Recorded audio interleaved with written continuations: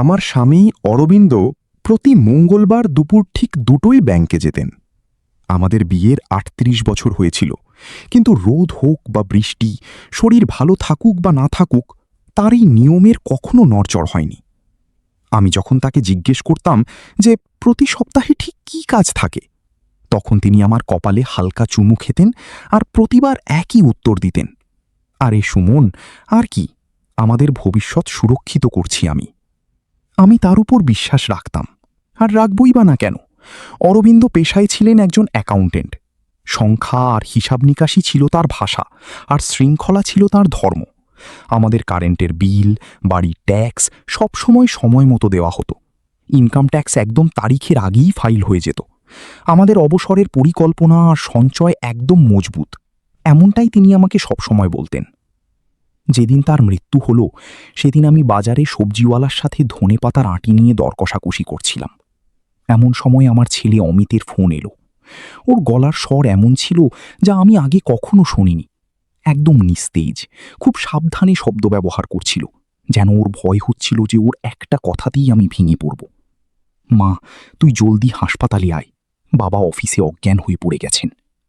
কিন্তু আমি সেখানে পৌঁছনোর আগেই অরবিন্দ আমাকে ছেড়ে চলে গিয়েছিলেন। ম্যাসিভ হার্ট অ্যাট্যাক, তীব্র হৃদরোগের আক্রমণ। ডাক্তাররা বললেন যে তাঁর হয়তো খুব বেশি কষ্ট হয়নি, ঠিক যেমনটা অরবিন্দ চাইতেন, খুব দ্রুত এবং কাউকে কোনো কষ্ট না দিয়ে। তার শেষকৃত্যের সময় বা শ্রাদ্ধের দিনে আমি কাঁদিনি। আশা প্রত্যেকটা মানুষের মনে হচ্ছিল যে আমি ঘোরের মধ্যে আছি, এখনও আমি শোকটা উপলব্ধি করতে পারিনি। কিন্তু সত্যিটা ছিল খুব অন্যরকম আর অদ্ভুত। আমার বরং একটা মুক্তি বা হালকা লাগার অনুভূতি হচ্ছিল। এর মানে এই নয় যে আমার তার ওপর কোনো রাগ বা ঘৃণা ছিল, একদমই না। কিন্তু সেই ধাক্কা এবং বাড়িতে সান্ত্বনা দিতে আসা আত্মীয়দের ভিড়ের ওপারে কোথাও যেন আমার মনে হচ্ছিল যে এবার আমি খোলা হাওয়ায় শ্বাস নিতে পারব। কিন্তু এমনটা কেন মনে হচ্ছে তা আমি নিজেই বুঝতে পারছিলাম না। অরবিন্দ যাওয়ার ৩ দিন পার হয়েছিল। বসার ঘরে তার ছবিতে মালা পরানো ছিল। এমন সময় পিয়ন একটা চিঠি দিয়ে গেল। সাধারণ সাদা খাম, তাতে প্রেরকের কোনো ঠিকানা ছিল না, শুধু আমার নাম টাইপ করা ছিল। ভেতরে ন্যাশনাল ব্যাংকের একটা কাগজ ছিল। শ্রীমতী সুমন দেশাই, আপনার স্বামীর মৃত্যুতে আমরা শোক প্রকাশ করছি। আমাদের লকারের নিয়ম অনুযায়ী আপনাকে জানাতে চাই যে এই লকারের যৌথ অধিকারী সহধারক হিসেবে আপনার নাম নথিভুক্ত আছে। এই বছরের লকারের ভাড়া মেটানো আছে, তাই আপনার সুবিধামতো ব্যাংকে এসে যোগাযোগ করবেন। আমি চিঠিটা ৩ বার পড়লাম। ব্যাংকে আমাদের লকার ছিল? অরবিন্দ ৩৮ বছরের সংসারে একবারও আমাকে লকারের কথা বলেননি। আমি সেই দুপুরেই ব্যাংকে ফোন করলাম। ফোনের ওপারের মেয়েটি খুব নম্রভাবে বলল, হ্যাঁ ম্যাডাম, ওই লকার অরবিন্দ দেশাই এবং সুমন দেশাই এই দুজনের নামেই আছে। আপনি সেটা অপারেট করতে পারেন। বৃহস্পতিবার সকাল 10টায় হলে চলবে কি? বৃহস্পতিবার মানে 2 দিন পর। ওই 2 দিন আমি সেই বাড়িতে একটা ভূতের মতো ঘুরে বেড়াচ্ছিলাম। অরবিন্দ যে ড্রয়ারে জিনিসপত্র খুব গুছিয়ে রাখতেন, আমি সেগুলো খুলে দেখছিলাম। তিনি খুব সুন্দর হাতের লেখায় ফাইলগুলোর উপর নাম লিখে রেখেছিলেন। সবকিছু এতটাই স্বাভাবিক ছিল যে ভয় লাগছিল, যেন কোনো নাটকের সেট সাজানো হয়েছে, আর সবকিছু একদম নিখুঁত। বুধবার সন্ধ্যায় অমিত বাড়ি ফিরল। ও খুব ক্লান্ত ছিল, চোখ লাল হয়ে গিয়েছিল। বাবার চলে যাওয়ায় ও মারাত্মক ধাক্কা পেয়েছিল। সে অরবিন্দের রোজকার চেয়ারে বসল এবং বলল, মা, আমাদের বাবার হিসাব নিকাশ আর টাকা পয়সা নিয়ে কথা বলতে হবে। আমি বাবার অফিসের ফাইল চেক করছিলাম, কিন্তু কিছু জিনিসের কোনো মিলই খুঁজে পাচ্ছি না। আমার বুকের ভেতরটা কেঁপে উঠল। কিসের মিল? সে একটা ফোল্ডার বের করল। তাতে ব্যাংকের স্টেটমেন্ট আর বিনিয়োগের কাগজ ছিল, যা আমি আগে কখনো দেখিনি। মা, তুমি কি জানতে বাবার 3টে আলাদা ব্যাংক অ্যাকাউন্ট ছিল? 3টে নয় রে, আমাদের তো একটাই জয়েন্ট অ্যাকাউন্ট আছে। সেটা ছিল মা, ছিল। সে কাগজের সংখ্যাগুলোর দিকে আঙুল দেখালো। এই দেখো, এই অ্যাকাউন্টটা গত 6 মাস ধরে খালি। এই দ্বিতীয় অ্যাকাউন্টটা গত বছরই বন্ধ হয়ে গেছে। আর এই তৃতীয়টা? সে তৃতীয় কাগজের উপর আঙুল রাখল। এতে মাত্র 43 টাকা আছে। আমার চোখের সামনের ঘরটা যেন বনবন করে ঘুরতে লাগলো। এটা সম্ভবই না অমিত। আমাদের অবসরের বিনিয়োগ, প্রভিডেন্ট ফান্ড, সেখানে তো লাখ লাখ টাকা থাকার কথা। অমিতের মুখই সব বলে দিচ্ছিল। মা, আমি কিছুই খুঁজে পাচ্ছি না, 1 টাকাও নেই। সেই রাতে আমার ঘুমই হল না। যে খাটে অরবিন্দ আর আমি এতগুলো দশক পার করেছি, সেখানে আমি ছাদের দিকে তাকিয়ে শুয়েছিলাম। মাথায় চিন্তার চাকা ঘুরছিল। তাঁর প্রতি মঙ্গলবারের ব্যাংকে যাতায়াত, টাকা পয়সার লেনদেন নিজের কাছেই রাখার সেই জেদ। তিনি সবসময় আমার হাতে মৃদু চাপড়ে বলতেন, আরে সুমন, তুমি কেন এই একঘেয়ে হিসাবের চক্করে পড়ছ? আমি আছি না, আমি সব দেখে নেব। সত্যিই তিনি সব দেখে নিয়েছিলেন। বৃহস্পতিবারের সকাল হল। বাইরে মেঘলা আবহাওয়া। আমি একটা সাধারণ কিন্তু পরিপাটি শাড়ি পরলাম। মুখে শোকের চেয়ে এক ধরনের দৃঢ়তা বেশি ছিল। অমিত বলল, মা, আমি কি সাথে আসব? কিন্তু আমি না করে দিলাম। ওই লকারের ভেতর যাই থাকুক না কেন, সেটা আগে আমাকে একাই দেখতে হবে। ব্যাংকটা বেশ ঝকঝকে ছিল। চারদিকে কাঁচ আর এয়ার কন্ডিশনারের ঠান্ডা হাওয়া। ম্যানেজার পল্লবী নামের 50 ঊর্ধ্ব এক ভদ্রমহিলা, তিনি আমাকে দরজার কাছেই স্বাগত জানালেন। শ্রীমতী দেশাই, আপনার স্বামীর কথা শুনে খুব খারাপ লাগল। তিনি আমাদের খুব পুরনো আর ভালো গ্রাহক ছিলেন। তিনি আমাকে লকার রুমের দিকে নিয়ে গেলেন। দেওয়ালের গায়ে এক সারিতে থাকা সেই লোহার লকারগুলোকে কোনো রহস্যময় বাক্সের মতো দেখাচ্ছিল। তিনি 2টো চাবি ব্যবহার করলেন, একটা তার আর একটা আমাকে দেওয়া, এবং 847 নম্বর লকারটা খুললেন। আমি আপনাকে প্রাইভেসি দিচ্ছি, এ কথা বলে তিনি পাশের ছোট্ট রুমের দিকে আঙুল দেখিয়ে চলে গেলেন। লকারের সেই বাক্সটা আমার ধারণার চেয়েও ভারী ছিল। আমি ওটা টেবিলের ওপর রাখলাম আর কয়েক মুহূর্ত শুধু ওটার দিকে তাকিয়ে রইলাম। সাধারণ একটা লোহার বাক্স, কিন্তু তার ভেতরে লুকিয়ে ছিল আমার সেই সংসারের গোপন রহস্য, যার উপর আমি চোখ বুজে বিশ্বাস করেছিলাম। আমি ওটা খুললাম। ভেতরে অনেকগুলো ফাইল ছিল। প্রথম যে ফাইলটা আমি বের করলাম, তার উপর লেখা ছিল বিনিয়োগ বাস্তব। ফাইলটা খোলার সময় আমার হাত থরথর করে কাঁপছিল। পাতা উল্টাতেই আমি বড়সড় ধাক্কা খেলাম। পাতার পর পাতা জুড়ে শুধু লোকসান, ভুল জায়গায় করা বিনিয়োগ, ডুবে যাওয়া শেয়ার, ভুয়া স্কিমে আটকে পড়া টাকা।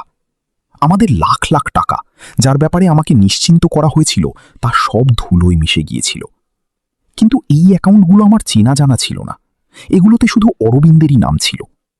দ্বিতীয় ফোল্ডারটা তো এর চেয়েও ভয়ানক ছিল। হোম লোন বা বাড়ি বন্ধক রেখে ঋণ। একবার নয়, দুবার নয়, 3বার তিনি আমাদের বাড়ির ওপর ঋণ নিয়েছিলেন। সেই একই বাড়ি, যেখানে আমি আমার ছেলে মেয়েদের কোলে পিঠে করে মানুষ করেছি। উঠোনে জুঁই চামেলির লতা লাগিয়েছিলাম।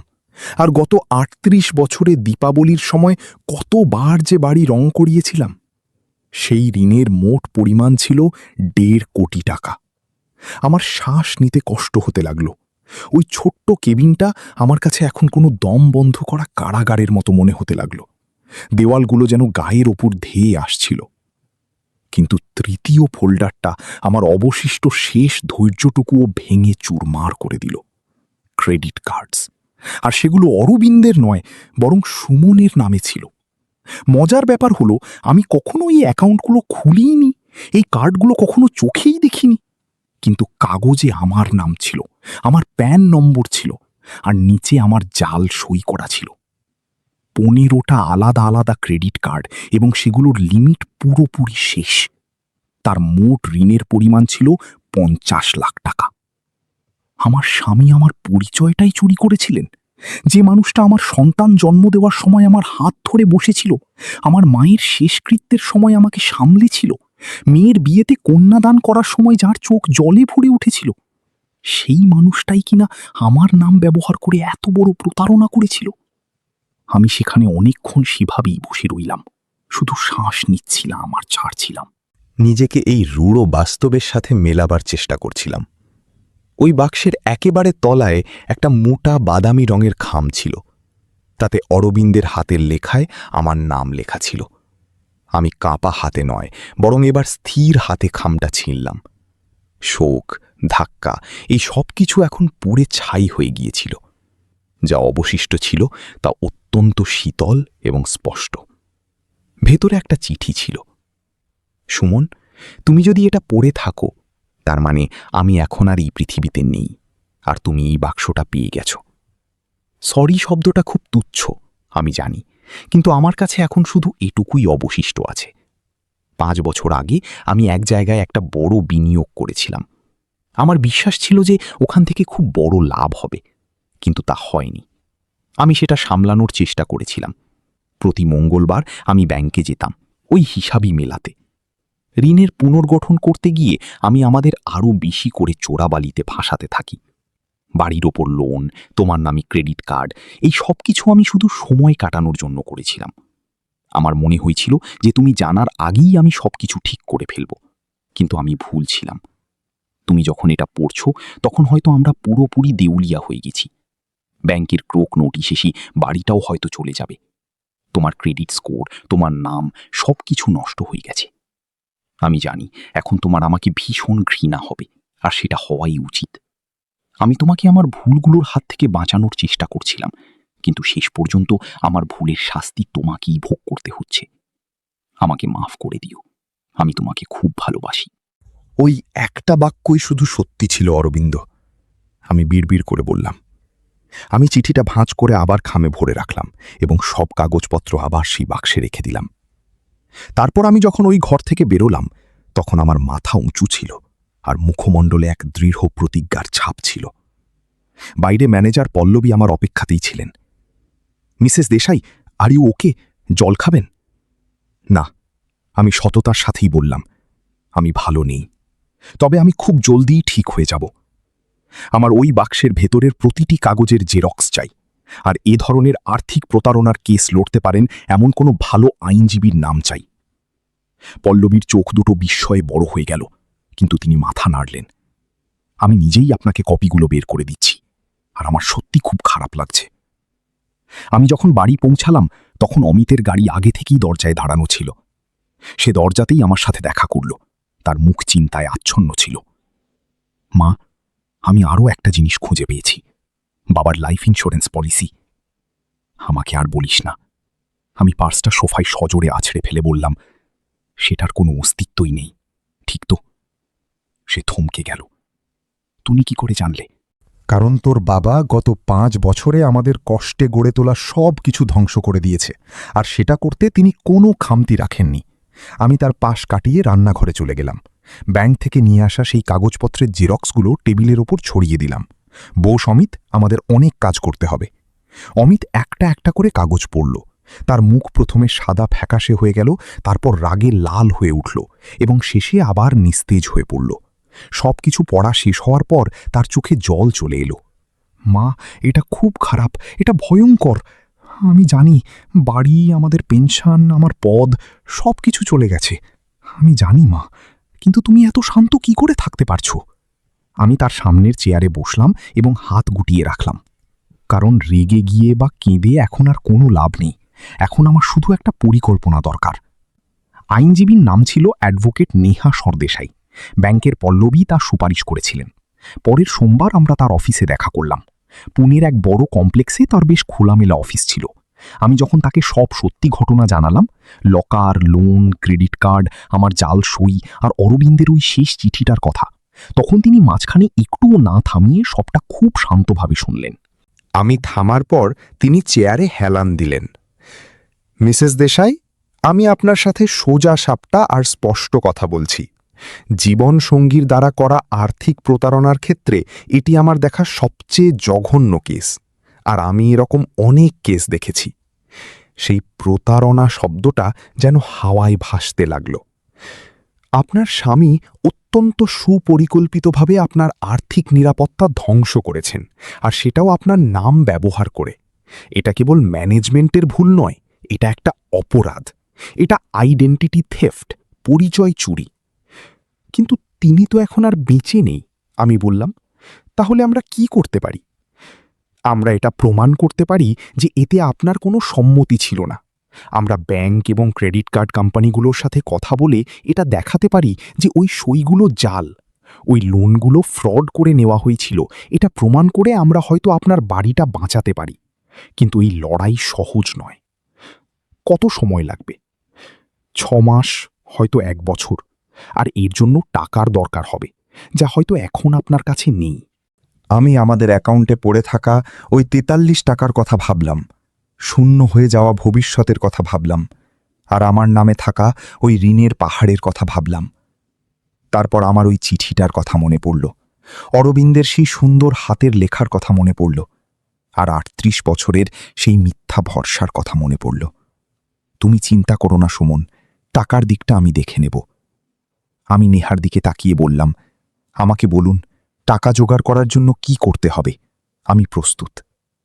সেই রাতেই প্রিয়ার ফোন এলো, আমার মেয়ে। সে আমার চেয়ে ওর বাবার বেশি কাছের ছিল, বাবার আদরের মেয়ে। আমি যখন তাকে সবটা জানালাম, তখন ফোনে এত দীর্ঘ নিস্তব্ধতা নেমে এলো যে আমার মনে হলো সে ফোনটা কেটে দিয়েছে কিনা। মা, ওর গলার স্বর একদম ক্ষীণ হয়ে এলো, তোর বিশ্বাস হচ্ছে তো? হয়তো এর পেছনে অন্য কোনো কারণ আছে, হয়তো এর কোনো ব্যাখ্যা আছে রে। আমার কাছে সব প্রমাণ আছে প্রিয়া, আমার কাছে ওনার চিঠি আছে, তাতে উনি এটা স্বীকার করেছেন। আমি বললাম, কিন্তু বাবা এমনটা করতেই পারেন না, তিনি আমাদের খুব ভালোবাসতেন, তিনি তোমাকেও খুব ভালোবাসতেন।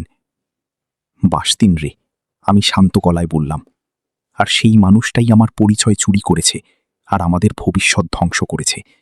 এই দুটো কথাই একই সাথে সত্যি হতে পারে। সে সাথে সাথে ফোনটা রেখে দিল। ১ ঘন্টা পর অমিতের ফোন এলো। প্রিয়া ওকে কাঁদতে কাঁদতে বলছিল যে মায়েরই কোথাও ভুল হচ্ছে, মা বাবার ব্যাপারে মিথ্যা বলছে, শোকের ধাক্কায় মায়ের মাথা কাজ করছে না। ও ঠিক বুঝে যাবে মা, অমিত বলল, ওকে একটু সময় দাও। কিন্তু আমার বিশ্বাস হচ্ছিল না। আমি অন্য পরিবারের মধ্যেও এরকম ঘটনা দেখেছি। এমন মানুষ যারা সত্যকে বিশ্বাসই করতে চায় না, কারণ তারা মিথ্যাটাকেই সত্য হিসেবে মেনে নিতে ভালোবাসে। কারণ সত্যিটা মেনে নিলে তাদের মনের ভেতর থাকা সেই মানুষটার ছবিটাই ভেঙে টুকরো টুকরো হয়ে যাবে। পরের কয়েক সপ্তাহ শুধু কাগজপত্র, ফোন কল আর আইনজীবীর সাথে দেখা করার মাঝেই কেটে গেল। নেহা সিবিল এবং অন্যান্য ক্রেডিট কার্ড ব্যুরোগুলোকে রিপোর্ট পাঠালো। ক্রেডিট কার্ড কোম্পানিগুলোর সাথে যোগাযোগ করল এবং আমার জাল সইয়ের প্রমাণ জোগাড় করল। আমরা একজন হ্যান্ডরাইটিং এক্সপার্টকেও, হাতের লেখা বিশেষজ্ঞ, নিয়োগ করলাম, যিনি আমি যা বলছিলাম তার উপর সিলমোহর দিয়ে দিলেন। ওই আবেদনপত্রগুলোর সই আমার ছিল না। অমিত আমাকে সাহায্য করার জন্য নিজেকে পুরোপুরি সঁপে দিয়েছিল। ফাইল সাজানো, এক্সেল শিট বানানো, মিটিংগুলোতে হাজির থাকা, সে ছায়ার মতো আমার সাথে সাথে ছিল। এক সন্ধ্যায় আমরা ডাইনিং টেবিলে কাগজপত্রের স্তূপ নিয়ে বসেছিলাম। অমিত হঠাৎ আমার দিকে তাকালো, মা, আমাকে তোমাকে কিছু বলার আছে। আমি কলমটা নিচে রাখলাম। বল না। কয়েক বছর আগে বাবা আমাকে একটা স্কিমে টাকা বিনিয়োগ করতে বলেছিলেন। একটা টেক কোম্পানির স্টার্টআপ ছিল। তিনি বলছিলেন যে লাভ হবেই, আমাদের টাকা দ্বিগুণ হয়ে যাবে। আমি বাচ্চাদের পড়াশোনার জন্য ৫০,০০০ টাকা জমিয়েছিলাম। বাবার ওই পুরো টাকাটা চাইছিল। আমার বুকের ভেতরটা কেঁপে উঠল। অমিত, বল যে তুই ওই টাকাটা দিসনি। আমি তো দিয়েই দিতাম মা, কিন্তু মনীষা, ওর সন্দেহ হয়েছিল। ও বলেছিল যদি লাভ সত্যিই নিশ্চিত হয় তাহলে বাবার আমাদের টাকার কি দরকার। আমার ওর সাথে খুব ঝগড়া হয়েছিল, আমার ওর উপর খুব রাগ হয়েছিল, কিন্তু ও নিজের সিদ্ধান্তে অটল ছিল। আর শেষে আমি বাবাকে না বলে দিই। সে মাথা নিচু করে বলছিল। তখন বাবার চোখে একটা অদ্ভুত ভয় ছিল। আমার মনে হয় তিনি তখন থেকেই সমস্যায় পড়েছিলেন। তিনি আমার টাকা দিয়ে নিজের ভুলগুলো শুধরাতে চাইছিলেন। আমি যদি সেদিন হ্যাঁ বলতাম তাহলে আজ আমার টাকাগুলো ডুবে যেত। আমি টেবিলের উপর দিয়ে হাত বাড়িয়ে ওর হাতটা ধরলাম। কিন্তু তুই বেঁচে গেছিস, মনীষা তোকে বাঁচিয়েছে, এটাই সবচেয়ে বড় কথা। তোমার কি মনে হয় মা, আমি যদি টাকাটা দিতাম তাহলে কি তিনি থেমে যেতেন, নাকি আরও লোকজনের কাছ থেকে টাকা নিতে থাকতেন? আমি অরবিন্দের ওই চিঠিটার কথা, তার শব্দগুলোর কথা ভাবলাম। আমার মনে হয় উনি ডুবছিলেন অমিত, আর ডুবন্ত মানুষ বাঁচার জন্য হাতের কাছে যা পায় তাই আঁকড়ে ধরে। তাতে যদি তার সাথে অন্য মানুষও ডুবে যায় তবুও তার কিছু যায় আসে না। অরবিন্দ যাওয়ার ৩ মাস কেটে গিয়েছিল, আর আমরা প্রথম জয় পেলাম। 2টো ক্রেডিট কার্ড কোম্পানি স্বীকার করে নিল যে ওই সইগুলো জাল ছিল, আর তারা আমার নামে থাকা লোন মকুব করে দিল। এই জয়টা ছোট ছিল, কিন্তু এটা একটা প্রমাণ ছিল যে সত্যের জয় হতে পারে, যদিও তা দেরিতে হয়। প্রিয়া তখনও আমার সাথে কথা বলছিল না। সে একটা ছোট মেসেজ করেছিল যে ওর একটু স্পেস, সময় দরকার, আর আমি যেভাবে বাবার স্মৃতিতে দাগ লাগাচ্ছি সেটা ওর সহ্য হচ্ছে না। অমিত বলছিল যে ও ঠিক লাইনে চলে আসবে, কিন্তু আমার জানা ছিল না কিছু সেতু একবার পুড়ে গেলে তা চিরকালের জন্যই ভস্মীভূত হয়ে যায়। কিন্তু হোম লোন দেওয়া ব্যাংকটির সাথে লড়া বেশ কঠিন ছিল। তাদের যুক্তি ছিল যে আমি অরবিন্দের স্ত্রী, তাই আমি সই না করলেও ওই টাকার সুযোগ সুবিধা আমি নিশ্চয়ই ভোগ করেছি। অ্যাডভোকেট নিহা এর প্রতিবাদ করে বললেন যে তিনি প্রমাণ করতে পারেন যে ওই টাকার এক কানা করিও আমি পাইনি। ওই টাকা শুধু অরবিন্দের ব্যক্তিগত অ্যাকাউন্টে গিয়েছিল এবং এমন বিনিয়োগে নষ্ট হয়েছিল যে সম্পর্কে আমার কোনো ধারণাই ছিল না। আমাদের কোর্টে যেতে হবে, একটা মিটিংয়ে নেহা বললেন। একজন বিচারককেই সিদ্ধান্ত নিতে হবে যে প্রতারণা করে নেওয়া লোনের জন্য আপনাকে দায়ী করা হবে কি না, শুধুমাত্র এই কারণে যে আপনি ওই ব্যক্তির স্ত্রী ছিলেন। আমরা কি জিতব? আমি জিজ্ঞেস করলাম। তিনি এক মুহূর্ত থামলেন। তার এই সততা আমার খুব ভালো লাগলো। আমার মনে হয় আমরা জিতব, কিন্তু আমি কোনো গ্যারেন্টি দিতে পারছি না। এটা আইনের একটা খুব জটিল অংশ। কোর্টের তারিখ নভেম্বরের শেষে ঠিক হলো। অরবিন্দ যাওয়ার 6 মাস পার হয়ে গিয়েছিল। এই সময়ের মধ্যে আমি এমন কিছু করলাম যা আমি গত অনেক বছর ধরে করিনি। আমি চাকরি খুঁজতে শুরু করলাম। 64 বছর বয়সে আমার চাকরি পাওয়া কঠিনই ছিল। বিয়ের পর থেকে আমি পুরোপুরি একজন গৃহিণী ছিলাম। বাচ্চারা বড় হওয়ার পর আমি কিছুদিন লাইব্রেরিতে পার্ট টাইম কাজ করেছিলাম। কয়েক বছর আগেই আমি কাজ থেকে অবসর নিয়েছিলাম এবং নাতি নাতনিদের সাথে খেলাধুলা করব, ঘুরে বেড়াবো বলে ঠিক করেছিলাম। তার বদলে এখন আমি বইয়ের দোকানে, ক্যাফেতে চাকরির জন্য আবেদন করছিলাম। যে কোনো জায়গায় যেখানে শূন্য থেকে ঘুরে দাঁড়ানো কোনো মহিলা কাজ পেতে পারেন। শহরের এক পুরনো কিন্তু বিখ্যাত বইয়ের দোকান থেকে আমার ইন্টারভিউয়ের ডাক এলো। তার মালকিন রুক্মিণী তাইয়ের বয়স 70 ছুঁই ছুঁই। ধবধবে সাদা চুল আর লাল ফ্রেমের চশমার পেছন থেকে উঁকি দেওয়া তীক্ষ্ণ চোখ। আমার আবেদনপত্রে চোখ বুলিয়ে তিনি বললেন, আপনি লাইব্রেরিয়ান হিসেবে কাজ করেছেন। আপনার বিয়ের প্রায় 40 বছর হয়ে গেছে, আর এখন আপনি কাজের সন্ধানে আছেন। আমি কি জানতে পারি কেন? আমি চাইলে মিথ্যা বলতে পারতাম, সময় কাটছে না বা অ্যাক্টিভ থাকতে চাই এমন কিছু একটা বলে দিতে পারতাম। কিন্তু এখন আমার মিথ্যার ওপর চরম ঘেন্না ধরে গিয়েছিল, এমনকি নিরীহ মিথ্যার ওপরও। 6 মাস আগে আমার স্বামী মারা গেছেন। আমি সদ্য জানতে পেরেছি যে তিনি আমার সাথে প্রতারণা করে আমাদের সব টাকা নষ্ট করেছেন এবং আমাকে ঋণের সাগরে ডুবিয়েছেন। আমার বাড়ি ক্রোক হওয়া থেকে বাঁচানোর জন্য আমার টাকার প্রয়োজন, তাই আমার একটা চাকরি চাই। রুক্মিণীবাই আমার বায়োডাটা নিচে রাখলেন এবং একদৃষ্টে আমার দিকে তাকিয়ে রইলেন। তারপর তিনি হাসলেন। আপনি কবে থেকে কাজে যোগ দিতে পারবেন? আমি রুক্মিণী তাইয়ের দোকানে সপ্তাহে 3 দিন কাজে যেতে শুরু করলাম। বেতন খুব বেশি ছিল না, কিন্তু কিছু একটা অবলম্বন তো ছিল। তার চেয়েও বড় কথা, আমি যাওয়ার জন্য একটা নিজস্ব ঠিকানা পেয়েছিলাম। বেঁচে থাকার জন্য শুধু শ্বাস নেওয়াই যথেষ্ট নয়, কিছু একটা উদ্দেশ্য লাগে। আমার গ্রাহকদের বই সাজেস্ট করতে, আলমারি গুছিয়ে রাখতে এবং নিজেকে দরকারি মনে করতে খুব ভালো লাগতে শুরু করেছিল। রুক্মিণীবাইয়ের সাথে আমার বেশ ভালো বন্ধুত্ব জমে উঠল। এক অলস দুপুরে তিনি আমাকে তার নিজের সংসারের গল্প শোনালেন। 30 বছর আগে তার বিবাহ বিচ্ছেদ হয়েছিল। আমার স্বামী টাকা পয়সায় কখনো কোনো গণ্ডগোল করেনি রে, রহস্য উপন্যাসের আলমারিতে বই সাজাতে সাজাতে তিনি বললেন। কিন্তু বাকি সব বিষয়ে সে খুব ধুরন্ধর ছিল। অন্য মেয়েরাই ছিল ওর আর একটা জগৎ। যখন আমি শেষমেশ ঘর ছাড়লাম, তখন সবাই আমাকেই বলছিল, আরে তুই বড় বেশি সিরিয়াসলি নিচ্ছিস, সংসারে ঝগড়া তো হয়েই থাকে, তোর আর একটু মানিয়ে নেওয়ার চেষ্টা করা উচিত ছিল। তিনি আমার দিকে তাকালেন। কিন্তু তুই জানিস আমি কি শিখেছি? যে মানুষগুলো আমাদের বলে যে আরও একটু চেষ্টা করো, তারা প্রায়শই সেই সব মানুষ হয় যাদের নিজেদের কখনো কোনো চেষ্টা করতে হয়নি। কোর্টের তারিখ বৃহস্পতিবার ছিল। বাইরে বেশ ঠান্ডা ছিল আর বৃষ্টির লক্ষণ দেখা যাচ্ছিল। অমিত আমার সাথে এসেছিল, প্রিয়া আসেনি। সে আগের রাতেই মেসেজ করেছিল, মা তুই বাবার নামটা কি এইভাবে কোর্টে টানছিস, এটা আমি সহ্য করতে পারবো না, আমাকে ক্ষমা কর। আমি তাকে রিপ্লাই দিলাম, আমি বুঝতে পারছি, আমি তোকে খুব ভালোবাসি। ওর আর কোনো উত্তর এলো না। কোর্টের রুমটা টিভিতে যেমন দেখায় তার চেয়ে বেশ ছোটই মনে হচ্ছিল। বিচারক সালুঙ্খে সাহেব, ষাটোর্ধ্ব একজন ভদ্রলোক, দুই পক্ষের কথাই খুব শান্তভাবে শুনছিলেন। ব্যাংকের আইনজীবীর যুক্তি ছিল যে আমি অরবিন্দের আইনি স্ত্রী, আমি ওই বাড়িতে থেকেছি, সংসারের সব সুবিধা ভোগ করেছি, তাই আমি সরাসরি ওই ঋণের সুবিধা না নিলেও স্ত্রী হিসাবে আমি দায়বদ্ধ। নেহা সরদেশাই উঠে দাঁড়ালেন এবং তিনি অত্যন্ত শান্ত ও স্পষ্ট গলায় ওই যুক্তির ছিন্ন ভিন্ন করে দিলেন। তিনি আমার জাল সইগুলো দেখালেন, বিশেষজ্ঞের রিপোর্ট জমা দিলেন, সেই আলাদা অ্যাকাউন্টগুলো তুলে ধরলেন এবং অরবিন্দ যে কিভাবে সুকৌশলে প্রতারণা করেছেন তা ফাঁস করলেন। তিনি অরবিন্দের সেই চিঠি, যাতে তিনি নিজের দোষ স্বীকার করেছিলেন, তা প্রমাণ সহ জমা দিলেন। এরপর তিনি আমাকে সাক্ষীর কাঠগড়ায় ডাকলেন। মিসেস দেশাই, তিনি বললেন, আপনি এই লোনগুলোর ব্যাপারে প্রথম কবে জানতে পারেন? আমার স্বামীর মৃত্যুর পর যখন আমি লকার খুলি তখন। ৩৮ বছরের সংসারে আপনার স্বামী কি কখনো বাড়ির ওপর লোন নেওয়ার ব্যাপারে আপনার সাথে আলোচনা করেছিলেন? কখনোই না। আপনি কি ওই লোনের কোনো একটি টাকাও পেয়েছেন? না, ওই টাকা এমন সব অ্যাকাউন্টে গেছে যেগুলোর ব্যাপারে আমি কিছুই জানতাম না।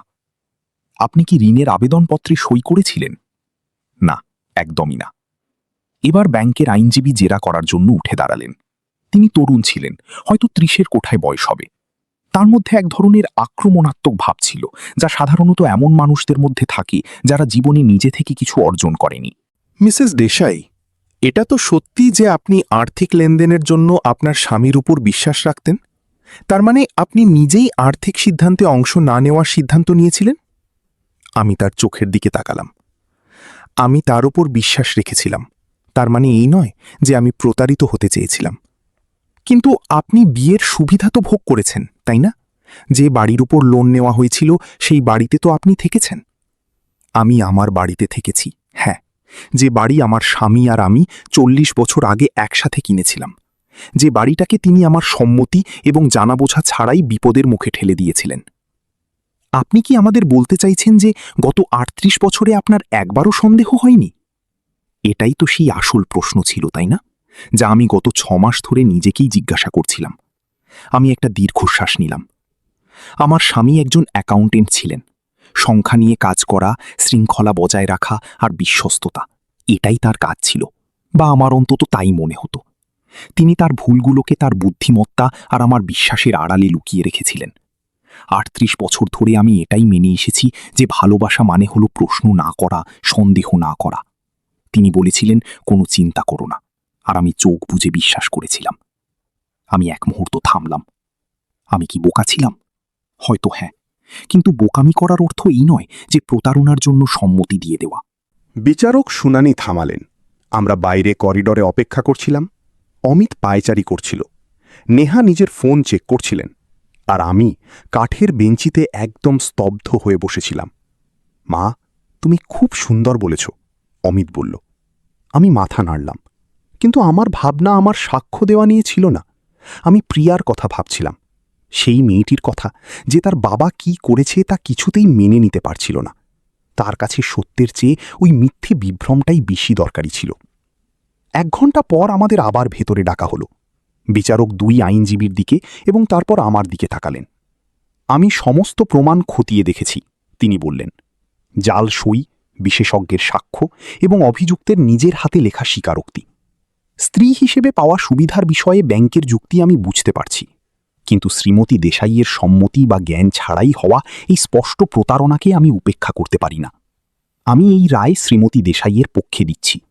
এই ঋণ বাতিল বলে গণ্য করা হচ্ছে এবং সম্পত্তির ওপর থেকে দায়মুক্ত করা হচ্ছে। অমিত আমার হাত শক্ত করে চেপে ধরল। নেহা হাসলেন, আর আমার মনে হলো গত ৬ মাস ধরে আমার বুকের ভিতর যে পাথরটা চেপে বসেছিল তা অবশেষে সরে গেল।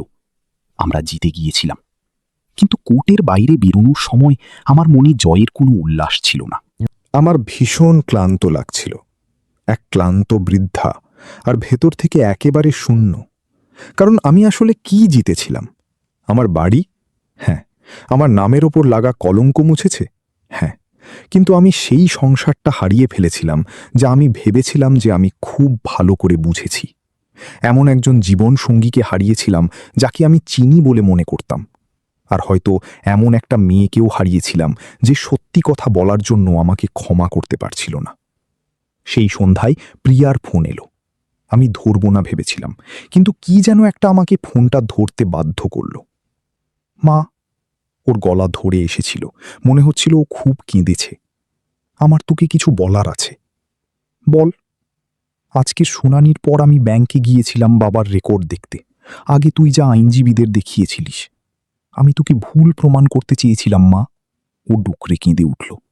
কিন্তু তুই ভুল ছিলিস না, তোর কথাই ঠিক ছিল। সব কিছু সেখানে ছিল মা, তুই যা যা বলেছিলিস সব সত্যি ছিল। আর তাতে আরও কিছু ছিল। আরও কি? উনি আমার নামেও ক্রেডিট কার্ড বের করেছিলেন। আমি সেটা কখনো খুলিনি, কখনো চোখেও দেখিনি, কিন্তু ওটার অস্তিত্ব আছে। 23,000 টাকা। আমার ক্রেডিট স্কোর খারাপ হয়ে গেছে, আর আমার এ ব্যাপারে কোনো ধারণাই ছিল না। হে ভগবান, অরবিন্দ মারা যাওয়ার পরও তার এই গোপন কুকীর্তি এখনো বেরিয়ে আসছিল। মা, আমাকে ক্ষমা করে দে। আমার তোর ওপর বিশ্বাস রাখা উচিত ছিল, আমার তোর কথা শোনা উচিত ছিল। কিন্তু কিন্তু আমি কল্পনাই করতে পারছিলাম না যে বাবা এমন কিছু করতে পারেন। উনি আমার বাবা ছিলেন। তিনি আমাকে সাইকেল চালানো শিখিয়েছেন, আমার অঙ্কের পড়া দেখিয়েছেন, আমার বিয়েতে কন্যাদান করেছেন। সেই একই মানুষ এই কাজ কিভাবে করতে পারেন? ওই দুটো মানুষই সত্যি ছিল প্রিয়া, আমি আলতো করে বললাম। একজন ভালো বাবা এবং এমন একজন মানুষ যিনি খুব ভয়ঙ্কর ভুল সিদ্ধান্ত নিয়েছিলেন। মানুষ শুধু ভালো বা খারাপ এমন একটা রঙে রাঙানো থাকে না রে। ও কিছু মুহূর্ত শান্ত রইল। আমি কি বাড়ি আসব? অবশ্যই, যখন খুশি আয়। 1 ঘন্টা পর আমার মেয়ে আমার ডাইনিং টেবিলে বসেছিল। আমি চা বানালাম, আর আমরা কথা বললাম। আমরা সত্যি সত্যি কথা বললাম। ওর বাবার ব্যাপারে, ওই লোনের ব্যাপারে, আর এই ব্যাপারে যে কিভাবে ভালোবাসা এবং বিশ্বাস নেহা প্রিয়াকেও ঠিক সেই ফ্রড ক্লেম ফাইল করতে সাহায্য করলেন যা আমি করেছিলাম। অমিত আমাদের সবাইকে আগলে রেখেছিল। আমরা 3 জনই আমার বসার ঘরে বসে কাগজপত্র খতিয়ে দেখছিলাম, পরিকল্পনা করছিলাম, আবার নতুন করে ঘুরে দাঁড়ানোর প্রস্তুতি নিচ্ছিলাম।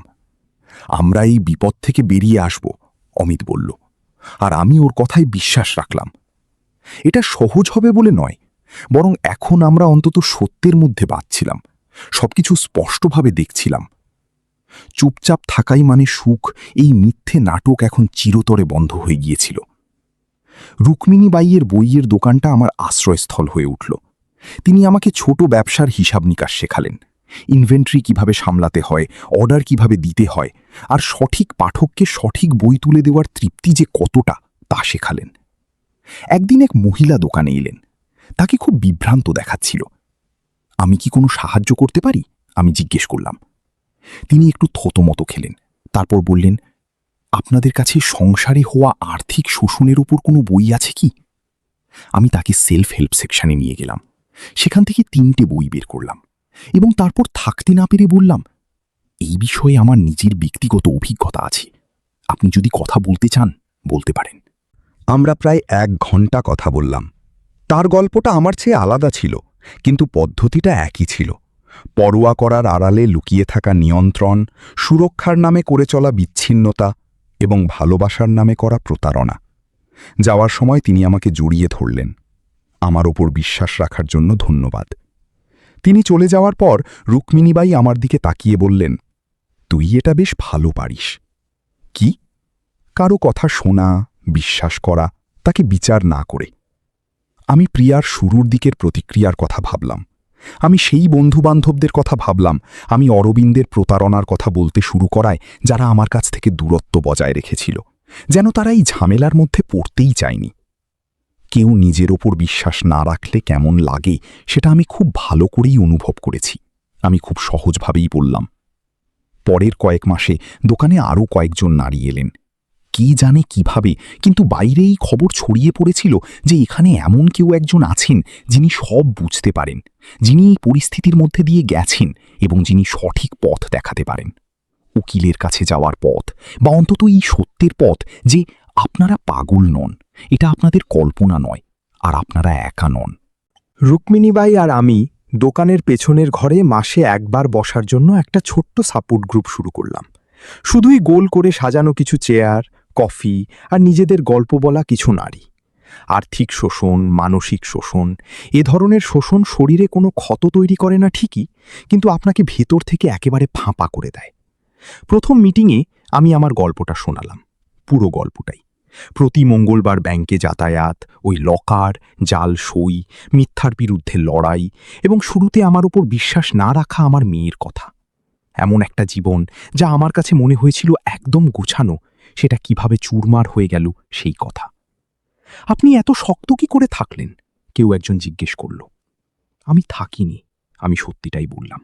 আমি কেঁদেছি, আমি রেগে গেছি, আমার খুব ভয়ও লেগেছিল, কিন্তু তবুও আমি সামনের দিকে চলতে থেকেছি, কারণ দ্বিতীয় উপায়টি ছিল হার মেনে নেওয়া। আর আমি আমার জীবনের অনেকগুলো বছর অন্যের নেওয়া সিদ্ধান্ত মেনে নেওয়ার পিছনেই কাটিয়ে দিয়েছিলাম। এখন আমাকে নিজের সিদ্ধান্ত নিজে নিতে হতো। ওই গ্রুপটা বাড়তে লাগলো, 10 জন নারী, তারপর 15, তারপর 20। আমরা একে অপরকে নানা তথ্য দিতে লাগলাম। ভালো আইনজীবীর নম্বর, ক্রেডিট স্কোর ঠিক করার টিপস, না বোঝা আত্মীয়দের সাথে কিভাবে মানিয়ে চলতে হবে তার কৌশল। এক সন্ধ্যায় একটা খুব ভালো মিটিং হওয়ার পর রুক্মিণীবাই আর আমি চা খাচ্ছিলাম। তুই বুঝতে পারছিস তো তুই কি করছিস? তিনি বললেন। কি, একটা সাপোর্ট গ্রুপ চালাচ্ছি? না, তুই একটা ঐতিহ্য, লিগেসি তৈরি করছিস। অরবিন্দ তোকে ধ্বংস করার চেষ্টা করেছিল, তোকে রাস্তায় নামিয়ে আনার চেষ্টা করেছিল, কিন্তু তার বদলে তুই এখন অন্য নারীদের ওই একই ভাগ্যের হাত থেকে বাঁচাচ্ছিস। তোকে যে জিনিসটা কষ্ট দিয়েছে, তুই সেই জিনিসটা ব্যবহার করেই অন্যদের সাহায্য করছিস। একে শুধু টিকে থাকা বলে না, একে পরিবর্তন বলে। আমি ওই পরিবর্তন শব্দটা নিয়ে ভাবলাম। আমি আমার এতটা শক্তি খরচ করেছিলাম আগের মতো অবস্থায় ফিরে যাওয়ার জন্য। অরবিন্দ যে জীবনটা চুরি করেছিল সেটা ফিরে পাওয়ার জন্যই আমি ছটফট করছিলাম, কিন্তু হয়তো সেটা কোনো ব্যাপারই ছিল না। আসল ব্যাপার ছিল নতুন কিছু হয়ে ওঠার, এমন কিছু যা বিশ্বাসঘাতকতা আর ক্ষতির আগুনে পুড়ে খাঁটি হয়ে বেরিয়ে এসেছে এবং যাকে নতুন করে গড়া হয়েছে। অরবিন্দ যাওয়ার 1 বছর পূর্ণ হয়েছিল। আমি আমাদের সাপোর্ট গ্রুপের প্রথম বার্ষিকীর মিটিংয়ে দাঁড়িয়েছিলাম। গোল করে সাজানো চেয়ারে 23 জন নারী ছিলেন। কাউকে আমি চিনতাম, কেউ বা নতুন ছিলেন। আমরা সবাই একটাই সুতোয় বাঁধা পড়েছিলাম। আমরা এমন কারো ওপর বিশ্বাস রেখেছিলাম যে সেই বিশ্বাস ভেঙে টুকরো টুকরো করে দিয়েছিল। আমার স্বামীর যখন মৃত্যু হলো, তখন আমার মনে হয়েছিল যে আমার জীবন শেষ। আমি বলতে শুরু করলাম। আর এক অর্থে তা শেষ হয়েই গিয়েছিল। যে জীবনটাকে আমি আমার নিজের মনে করতাম, যে বিয়ের ওপর আমার অগাধ বিশ্বাস ছিল, যে ভবিষ্যৎ আমি দেখেছিলাম, তার সবকিছুই তার সাথেই মরে গিয়েছিল। কিন্তু সেই ছাই থেকে নতুন কিছুর জন্ম হয়েছিল। সাথে সাথে নয়, খুব সহজেও নয়, কিন্তু ধীরে ধীরে অবশ্যই হয়েছিল। আমি ওই বৃত্তে বসে থাকা প্রতিটি নারীর দিকে তাকালাম। অরবিন্দ আমার সাথে যা করেছিল তা ভুল ছিল। আইনি, নৈতিক এবং মানবিক সব দিক থেকেই তা ভুল ছিল। আর আমি এখন একদম ঠিক আছি এমন মিথ্যাও আমি বলবো না। কিন্তু তারপর আমি যা করেছি তা ছিল আমার নিজের নেওয়া সিদ্ধান্ত। আমি রেগে গিয়ে, কেঁদে, নিজেকে শিকার ভেবে ওই বিশ্বাসঘাতকতার চোরাবালিতেই আটকে থাকতে পারতাম। কিন্তু তার বদলে আমি এগিয়ে যাওয়ার সিদ্ধান্ত নিয়েছি, আবার ঘুরে দাঁড়ানোর, অন্যদের সাহায্য করার এবং আমার যন্ত্রণাকে একটা উদ্দেশ্যে বদলে ফেলার সিদ্ধান্ত নিয়েছি। মিটিং শেষ হওয়ার পর এক তরুণী আমার কাছে এলো। তার বয়স 35-এর বেশি হবে না। কেঁদে কেঁদে তার চোখ লাল হয়ে গিয়েছিল। আমার স্বামী আমাদের সব টাকার হিসাব রাখেন, সে বলল। তিনি বলেন যে আমি নাকি হিসাব নিকাশ একদমই পারি না, আমি নাকি এসবের কিছুই বুঝি না, তাই আমি যেন তাকেই সবকিছু করতে দিই। কিন্তু আমার কোথাও গিয়ে মনে হয় যে কিছু একটা গণ্ডগোল আছে। সে চোখ মুছল। ঠিক কি গণ্ডগোল তা জানি না, কিন্তু ভেতর থেকে আমার খুব অস্বস্তি হয়। আমি তার হাত দুটো নিজের হাতের মুঠোয় নিলাম। ওই অস্বস্তির উপর বিশ্বাস রাখো, প্রশ্ন করো, ব্যাংকের হিসাব দেখো, কাউকে, এমনকি যাকে তুমি প্রাণীর চেয়েও বেশি ভালোবাসো, তাকেও তোমার আর্থিক জীবন নিয়ে তোমাকে অন্ধকারে রাখতে দিও না। সে মাথা নাড়ল, সে আবারও কেঁদে ফেলল। কিন্তু আমি যদি ভুল হই, যদি আমি অযথাই সন্দেহ করে থাকি, তাহলে কি হবে? তুমি 5 মিনিটের জন্য বোকা সাজবে, লোকে হাসাহাসি করবে, কিন্তু তারপর তুমি শান্তিতে এগিয়ে যেতে পারবে, অন্তত এই তৃপ্তি নিয়ে যে তুমি নিজের সুরক্ষাই নিশ্চিত করছিলে।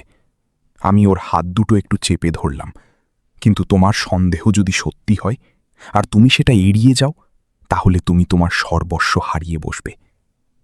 পরের মাসে সে আবার এলো, হাতে কিছু কাগজপত্র নিয়ে। তার স্বামী তাদের জয়েন্ট অ্যাকাউন্ট থেকে টাকা তুলে ক্রিপ্টোকারেন্সি এবং জুয়াতে লাগিয়েছিল। সেখানে টাকা দ্বিগুণ হবে বলে তার দৃঢ় বিশ্বাস ছিল। সে প্রায় 40 থেকে 50 লাখ টাকা উড়িয়েছিল। মেয়েটি আগের দিনই বিবাহ বিচ্ছেদের জন্য আবেদন করেছিল। আমার খুব ভয় করছে, সে বলল, কিন্তু আমার ভেতর থেকে খুব হালকাও লাগছে। সে আসলে কি বোঝাতে চাইছে তা আমি খুব ভালো করেই জানতাম। প্রিয়ার ক্রেডিট স্কোর যেমন ধীরে ধীরে ভালো হচ্ছিল, তেমনি আমারটাও ঠিক হচ্ছিল। অমিত ওই 50,000 টাকা, যা অরবিন্দ তাকে ওই ডুবে যাওয়া স্টার্ট আপে লাগাতে বলেছিল, সেটা তার বাচ্চার পড়াশোনার জন্য একটা নিরাপদ ফান্ডে বিনিয়োগ করেছিল, যেখানে কারো হাত পৌঁছাবে না। আর আমি রুক্মিণী বাইয়ের দোকানে কাজ করতে থাকলাম, ওই সাপোর্ট গ্রুপ চালাতে থাকলাম এবং জীবনে সামনের দিকে এগিয়ে গেলাম। যেদিন আমার বিয়ের 39তম বিবাহবার্ষিকী হওয়ার কথা ছিল, সেদিন আমি ব্যাংকে গেলাম। সেই ন্যাশনাল ব্যাংকে নয়, যেখানে ওই লকারটা ছিল। আমি একদম আলাদা একটা ব্যাংকে গেলাম, যেখানে অরবিন্দ কখনো পা পর্যন্ত রাখেননি। আমি শুধুমাত্র আমার নামে একটা অ্যাকাউন্ট খুললাম এবং ওই দোকান থেকে পাওয়া আমার প্রথম মাসের বেতন জমা করলাম। অঙ্কটা ছোট ছিল, কিন্তু সেটা একান্তই আমার নিজের ছিল। ব্যাংকের মেয়েটি হেসে জিজ্ঞেস করল, মিসেস দেশাই, আজ আর কোনো সাহায্য লাগবে কি? সত্যি বলতে কি, হ্যাঁ লাগবে, আমি বললাম। আমাকে অ্যাকাউন্টের নামটা বদলাতে হবে। দেশাই নয়, আমি আমার বাপের বাড়ির নাম রাখতে চাই, সুমন ষাঠে। কারণ অরবিন্দের আগে, বিয়ের আগে আর ছাই হয়ে যাওয়া ওই 38 বছরের বিশ্বাসের আগে আমি তো এটাই ছিলাম, সুমন ষাঠে। আর এখন থেকে আমি এটাই থাকব। আমি আমার অতীত মুছে ফেলছিলাম না, বরং আমি আমার নিজের সেই অংশটুকু ফিরে পাচ্ছিলাম যা আমি অন্য একজনের জন্য সরিয়ে রেখেছিলাম। আমি যখন ওই ব্যাংক থেকে বের হলাম, তখন আমার মাথা উঁচু ছিল। 1 বছরের মধ্যে এই প্রথমবার আমি নিশ্চিত ছিলাম যে আমি আসলে কি। আপনারা যদি এটা শুনে থাকেন এবং এর মধ্যে থেকে কোনো কিছু আপনাদের চীনা বলে মনে হয়, বন্ধ দরজা, লুকিয়ে রাখা হিসাব নিকাশ আর ভেতরের ওই অস্বস্তি যে কিছু একটা ভুল হচ্ছে কিন্তু ঠিক কী তা বোঝা যাচ্ছে না, তাহলে নিজেদের ওপর বিশ্বাস রাখুন, প্রশ্ন করুন, কাগজপত্র যাচাই করুন। কাউকে এটা বোঝাতে দেবেন না যে ভালোবাসা মানেই অন্ধবিশ্বাস, কারণ ভালোবাসা অন্ধ হয় না। ভালোবাসা মানে অংশীদারি, স্বচ্ছতা এবং সম্মান। আর যদি আপনারা কখনো বুঝতে পারেন যে আপনাদের সাথে বিশ্বাসঘাতকতা করা হয়েছে, যদি আপনারা ওই লকারটা খোলেন আর আপনাদের গোটা পৃথিবী ভেঙে চুরমার হয়ে যায়, তবে এটা মনে রাখবেন, আপনারা আপনাদের কল্পনার চেয়েও অনেক বেশি শক্তিশালী। যে মানুষটা আপনাদের অস্তিত্ব মুছে ফেলার চেষ্টা করেছে, সে জেতেনি। আপনারা এখনও এখানে আছেন, তার মানে আপনারা আবার ঘুরে দাঁড়াতে পারবেন। আমি পেরেছি, আর আপনারাও পারবেন। ধন্যবাদ।